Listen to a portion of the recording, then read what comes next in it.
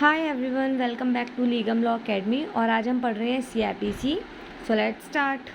तो हम स्टार्ट करते हैं कि सीआरपीसी में टोटल जो है वो 37 चैप्टर्स होते हैं एंड 484 सेक्शंस होते हैं।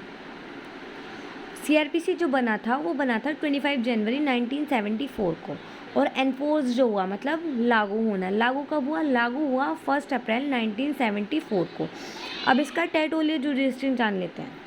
जो भी इसका टेरिटोरियल जुरिडिक्शन है वो ये है कि before 2019 amendment act, the act is applied whole India except Jammu and Kashmir. 2019 के अमेंडमेंट से पहले जो ये एक्ट था, मतलब जो सीआरपीसी था, वो जम्मू एंड कश्मीर पे अप्लाइड नहीं होता था। पूरी इंडिया पे अप्लाइड होता था लेकिन जम्मू एंड कश्मीर पे अप्लाइड नहीं होता था। But after 2019 amendment CrPC applied whole of India. 2019 के अमेंडमेंट्स के बाद सीआरपीसी जो है वो पूरी इंडिया पे अप्लाइड होने लगा।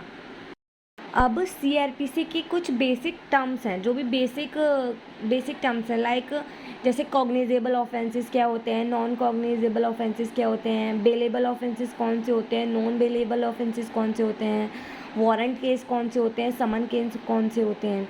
तो ये चीज़ हमें जाननी बहुत ज़्यादा ज़रूरी है जब भी हम सीआरपीसी पढ़ रहे हैं, क्योंकि अगर हम इन चीज़ों को नहीं समझेंगे तो सीआरपीसी हमारी समझ नहीं आएगी।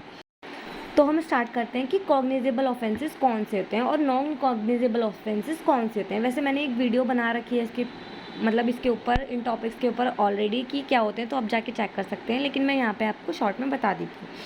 जो भी हमारे कॉग्निजेबल ऑफेंसेस होते हैं वो गंभीर अपराध होते हैं। जो भी सीरियस काइंड ऑफ नेचर के अपराध होते हैं उनको बोलते हैं हम कॉग्निजेबल ऑफेंसेस। ठीक है, और ये सेक्शन है इसका, कॉग्निजेबल ऑफेंसेस का सेक्शन है section 2 sub clause C. Cognizable offences में आ गए like murder, rape, kidnapping etcetera.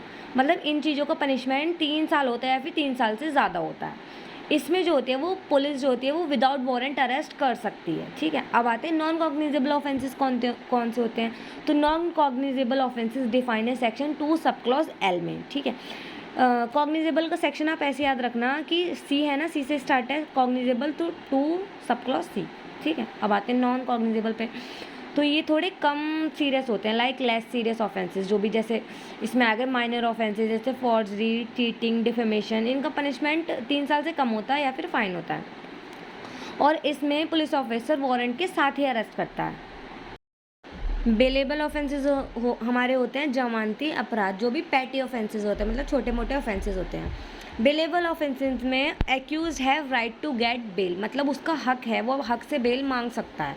But non bailable में ऐसा नहीं है, accuse don't have right to get bail. Accuse हक से अपना राइट नहीं मांग सकता बेल का। ठीक है, बेलेबल ऑफेंसेस डिफाइन है सेक्शन 2 सब क्लॉज ए में, और नॉन बेलेबल भी डिफाइन है सेक्शन 2 सब क्लॉज ए में ही डिफाइन है। Non bailable like murder, rape, डकैती, ये सब चीज़ें आ गई नॉन बेलेबल में। ठीक है, अब आते हैं वारंट केस क्या होते हैं और समन केस क्या होते हैं। देखो, वारंट केस जो डिफाइन है वो सेक्शन 2 सब क्लॉज एक्स में डिफाइन है। कोई भी ऐसा केस जो रिलेटेड है, जिसकी सज़ा है या तो डेथ है या इम्प्रीजमेंट फॉर लाइफ है या फिर imprisonment for terms existing 2 years, मतलब जो भी सज़ा है वो 2 साल से ज़्यादा है। ठीक है, जैसे चोरी हो गया, रेप हो गया, मर्डर हो गया, कल्पेबल होमिसाइड भी हो गया, क्रिमिनल ब्रीच ऑफ ट्रस्ट हो गया एट्सेट्रा।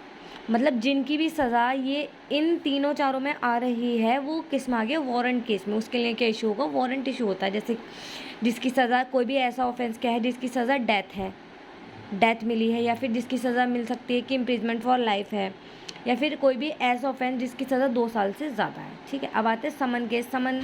समन केस में क्या है? समन केस है सेक्शन 2 सब क्लॉज डब्ल्यू में।